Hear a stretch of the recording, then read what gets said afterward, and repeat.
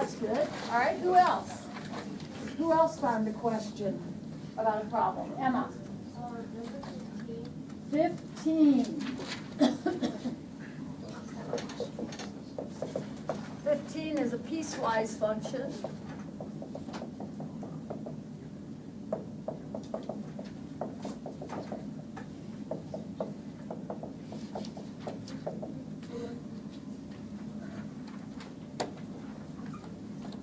So let's take a look at this.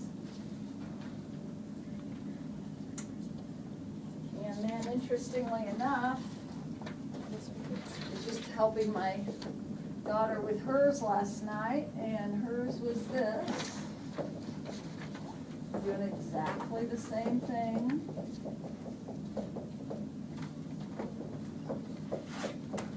All right, let's do ours first, and we'll do that other one for practice. Okay, here we go. So, what shape do we have up here? That first piece of this function, Emma, is what? What is that? A line. Y-intercept is 1, and the slope is 1. So it's a line that looks like this, right? But I don't want the whole line. I only want the part of the line that has x values less than -2. So I want this part of the line, right? Would you agree with that? And not this part, so I'll just get rid of this part. Okay, now what's this middle one say? This one's easy, don't make it hard. It says y is 5 if x is -2. So what is that? Yep, that's a point, -2, 5. Solid dot, that's just that point. All right, what's this? That's a parabola. I'll try to sketch it a little bit to scale here.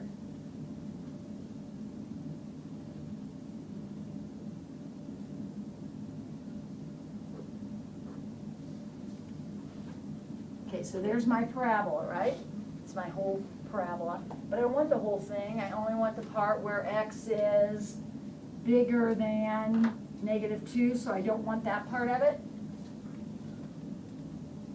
I don't want this part, just parts that have x's that are bigger than -2.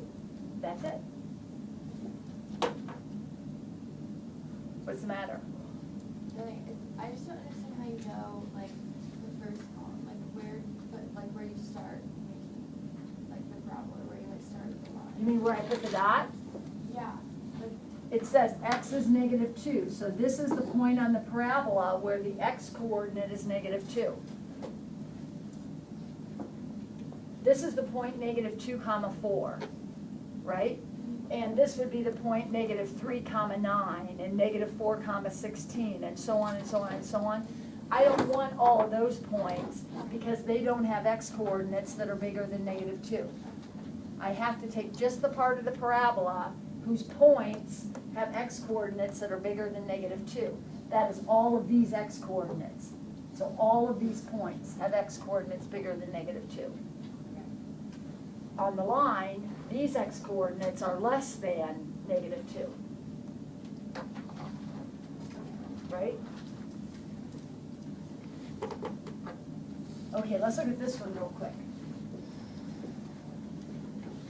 Okay, what does this top equation look like? Y equals 6. What is y equals 6? That's a horizontal line. So that would be this line right here where y equals 6. But I don't want the whole line. Emma, what part of the line do I want? The part where the x coordinates are less than -5, which would be right here is where x is -5.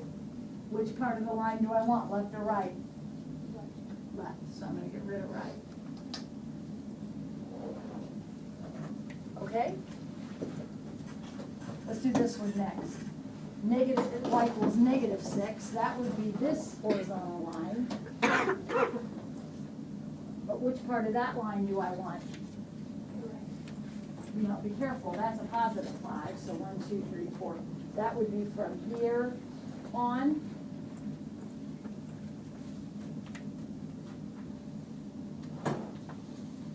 Is that okay?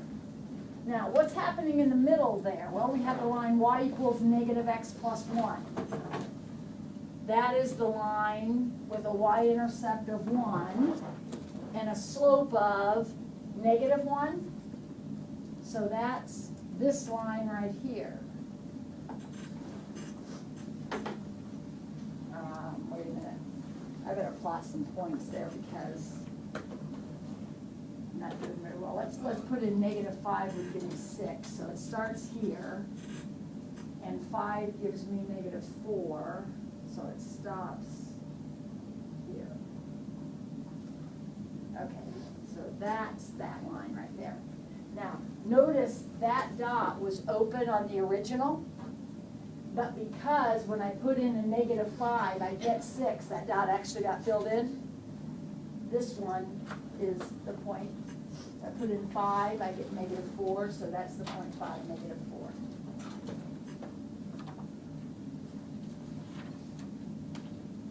Okay? So the domain be all the domain? Yes. This is your domain right here. And haven't we covered all the bases?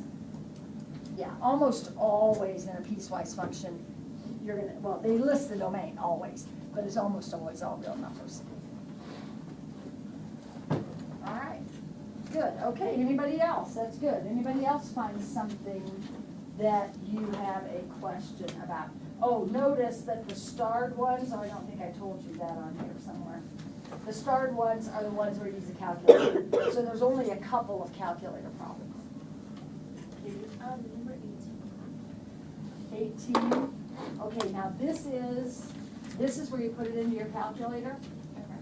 So do you remember how to do that? Yeah. Okay.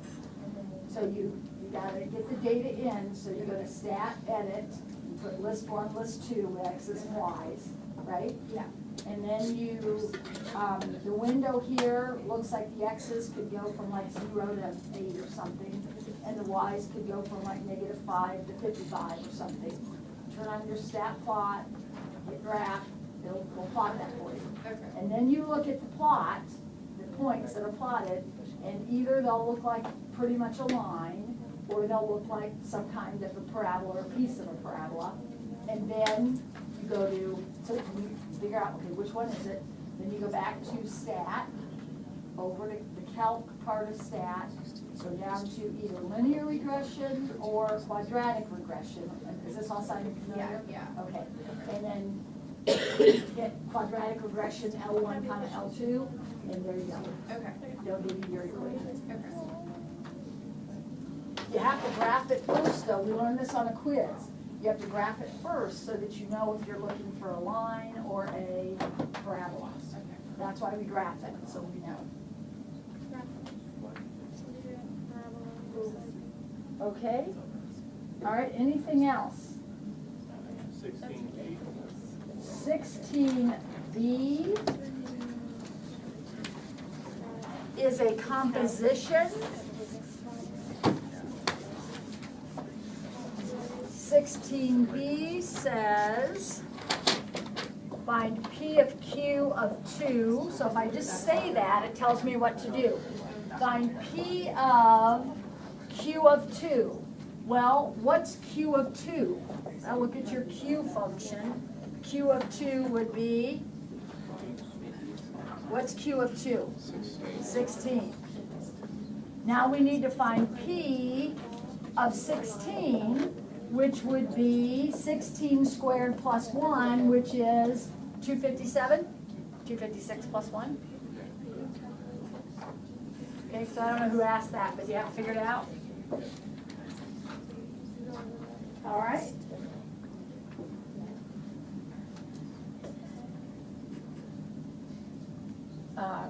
Madeline? Yeah, 4. 4 Yeah. exponents.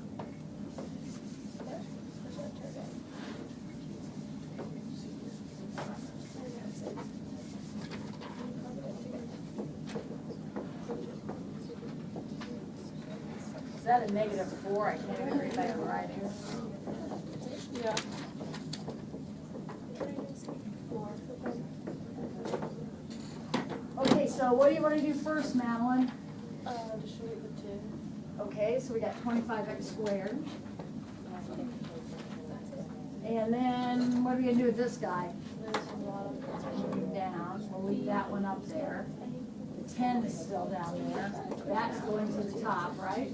Yeah. The white cube is staying down there, and that's going to the top. All right, anything collect, reduce, combine, whatever. Let's see, we got 5 halves. X to the 6th, Z to the 6th, and Y to the 7th.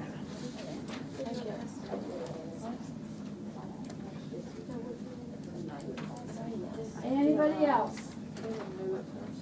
Find something, Gracie? Okay, this is like a general question. On the ones with the implicit function ones, okay. How do you know like when you're gonna actually square it? Like for me, I got Which one are you on?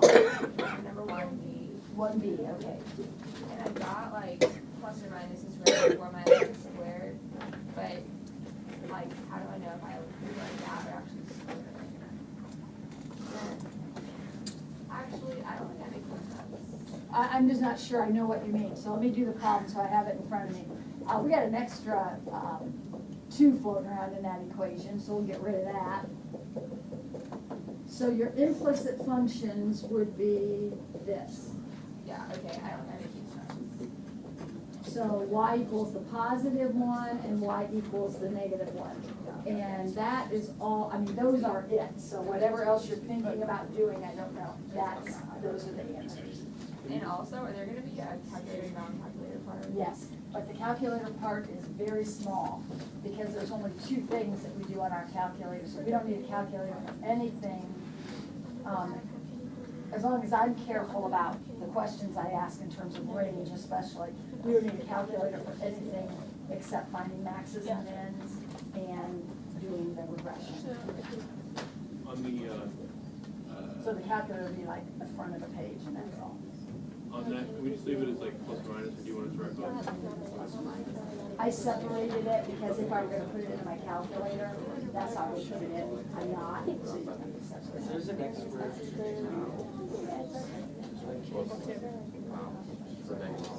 That, whenever you have a plus or a minus, you can't be simplifying. Think about this, Alex. Would you agree that 3 squared plus 4 squared is 5? Would you agree with that? 9 plus 16 is 25. If I took the square root of both sides, does that mean that 2 plus 4 equals 5? You can't do that. There's no simplifying there. That's it. Not touch it. That's just all it is. For 1A, would the answer be the same if you put plus or minus the square root of x over 2, which is that the same as that?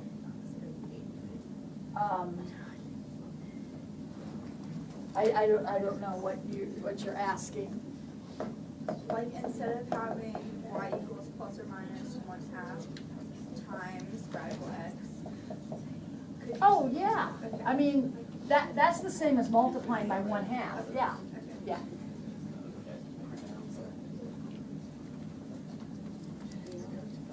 Anything else? Number 9, that looks like an interesting problem.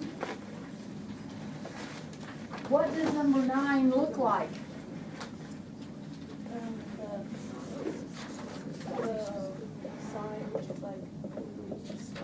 Okay, so first of all, you gotta carefully sketch a sine. This is a sine curve. That's a normal, regular sine curve. Goes on forever and ever, okay? Now, what am I doing to it in problem number 9? I'm moving it down 1. So that, every point on here is gonna come down 1.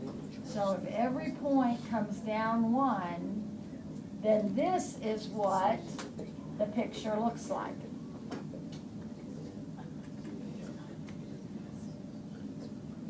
Right? Yeah. What's its domain? Remember, it goes on both directions. All All real numbers. The domain's all real numbers.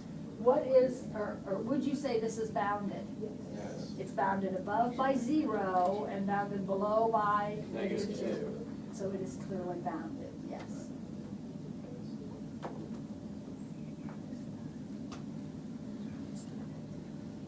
Number 12 is a range question. What does number 12 look like?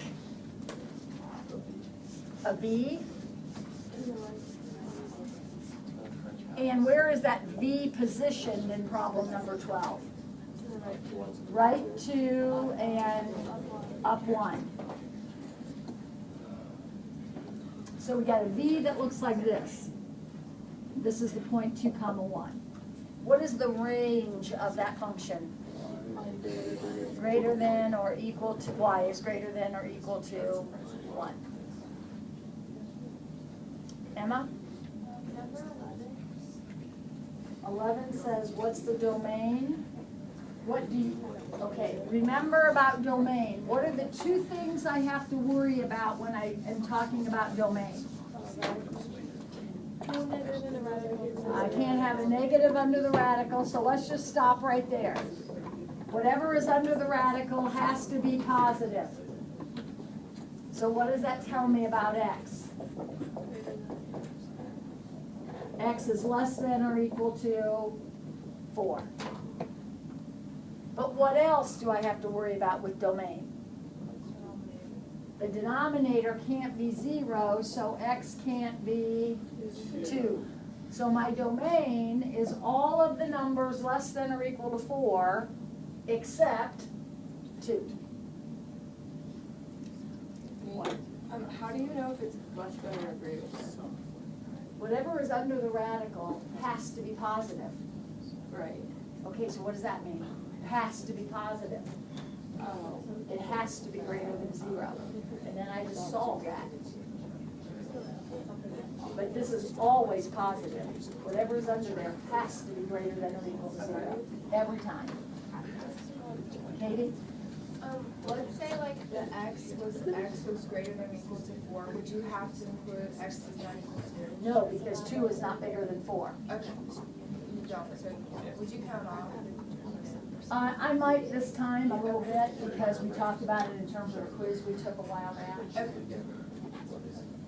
On number 13, you just go like left, two better No. 13 says that the distance between some number and 2/5 is less than 2. If I divide everything by 5, you get that 5 out of there. This is the distance. This is what the distance is right here. Difference, distance, absolute value, distance. So the distance between something and 2/5 is less than 2. So I'm going to go backwards and forwards 2 units. So that's 10/5. So I'll go forwards 10/5 and backwards 10/5. And then decide if I want to shade in between those dots or outside the dots. Since it's a less than, I want to be closer to 2/5. So my answer is 8/5 and 12/5.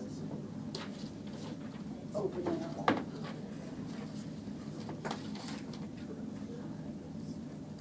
This is kind of going backwards a little bit. So on number 9, why would it be bounded? Because it's a line, so it keeps going up. I'm confused about that. Number 9, Yeah, back on number 9. Which it's is, not a line. It's a sine curve. but it has the arrows. That's what Okay, but the arrows mean the wave continues. Oh, okay. The wave continues. Okay. That's the shape of it, forever and ever and ever. All right, that makes sense.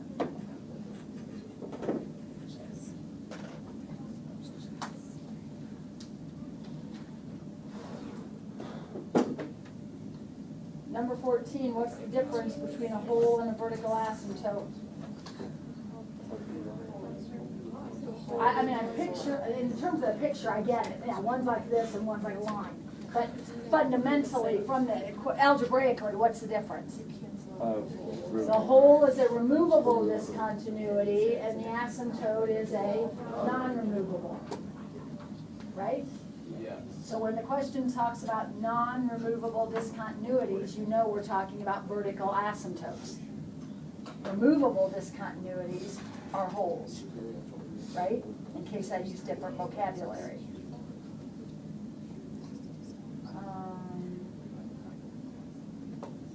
Everybody knows how to find a max or min on your calculator, right? That should take you about 1 second.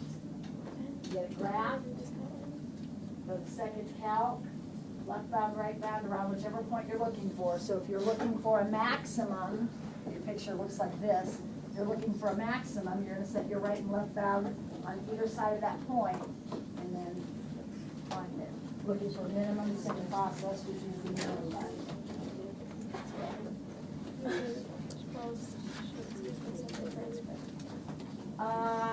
Number 6, did you find all the asymptotes and holes? I better throw out there too, I'm also gonna ask you to find the intercepts, asymptotes, holes, and intercepts. So, what did you do with, those of you that did this, what did you do with problem number 6?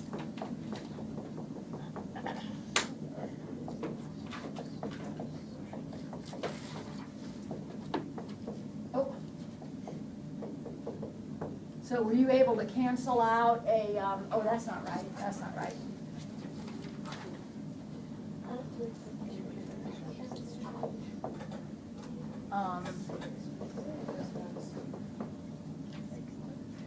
Is that what you, did I factor that right? I got it. I got X plus 1 on the bottom. That's also scary. Yeah, I got. Oh, these should be pluses. Yeah, that should be a plus. There we go. Is that what you got when you factored it? Yeah. Yeah. Okay, so these cancel and left you with x minus 3 over 2 times x plus 1, or x plus 5? Now, what does this tell me? You have a hole, and where is your hole located? Where x is -1, and if x is -1, we have -4. You get -1/2. We also have a vertical asymptote at x equals -5. We have a horizontal asymptote at x equals, or y equals 1/2, because in our problem we have an x over a 2x. Where's my y-intercept and my x-intercept? These are points. If I put in 0, I get X-intercept is 0, -3/10. And got 3, 0 by letting y be 0, and that means x has to be 3. Good. For Tom? the horizontal asymptote, can you always go back to the original equation? Always. Anything associated with y. So that would be the horizontal asymptote, oops, and the y-intercept. Anything associated with y can go back to the original. Okay. Anything associated with x has to come from this. Okay. When you're trying to plug the hole, when they cancel out, you plug like the opposite in, right? Okay, for tomorrow, I would suggest you do whatever you need to do to review for the test. I would think that that would involve a page of work. So if that's redoing a worksheet you already had, if that's doing a couple problems from this worksheet, a couple problems from this one and this one, that's all fine. But I would suspect that everybody in this room will come tomorrow with at least a page of practice done, a notebook page of practice. If you are one of the scoundrels that did not do review sheet 2, I would strongly suggest that would do a page of work, because those are test questions, right? So if I get down on my hands and knees, Maria, will you complete the assignment for me? Pretty clean. Thank you. All right, is it time for the bell? My car.